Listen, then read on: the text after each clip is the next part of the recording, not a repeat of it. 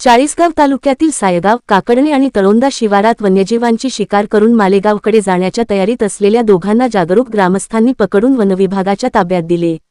वनविभागाने दोन्ही आरोपींना अटक करून त्यांच्याविरुद्ध वनगुन्हा दाखल केला। चाळीसगाव न्यायालयात हजर केले असता न्यायालयाने दोन्ही आरोपींना 3 दिवसांची वनकोठडी सुनावली आहे। शोएब आलम शाकीर हुसेन वय 25 आणि मोहम्मद अयूब वय 45 अशी अटक करण्यात आलेल्या आरोपींची नावे आहेत। त्यांच्याकडून वनविभागाने 26 मृत पक्षी, त्यात तितर व कबूतर, 1 मोटारसायकल, एअरगन आणि मोबाईल असा मुद्देमाल जप्त केला आहे। सायगाव, काकडणे व तळोंदा परिसरात पक्ष्यांची शिकार केल्यानंतर आरोपी मालेगावच्या दिशेने जाण्याच्या तयारीत असल्याची माहिती मिळाल्यानंतर जागरूक गावकऱ्यांनी त्यांना पकडले। त्यानंतर आरोपींना वनविभागाच्या ताब्यात देण्यात आले। या प्रकरणी वनगुन्हा दाखल करून दोन्ही आरोपींना प्रथम वर्ग न्यायदंडाधिकारी यांच्या न्यायालयात हजर केले असता त्यांना 3 दिवसांची वनकोठडी मिळाली। प्रकरणाचा पुढील तपास चाळीसगाव वनपरिक्षेत्र अधिकारी कोमल पिंडकुरवार करीत आहेत।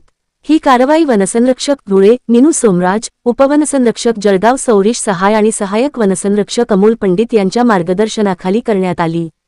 कारवाईत चाळीसगाव वनपरिक्षेत्र अधिकारी कोमल पिंडकुरवार, वनपाल सागर पाटील, वनरक्षक अजय महिरे, उमेश सोनवणे, रवींद्र पवार, काळू पवार, गणेश काकळे यांच्यासह वनमजूर व इतर कर्मचाऱ्यांनी सहभाग घेतला। मेहुणबारे ग्रामीण पोलीस, सायगावचे पोलीस पाटील आणि ग्रामस्थांनी ही कारवाईस सहकार्य केले।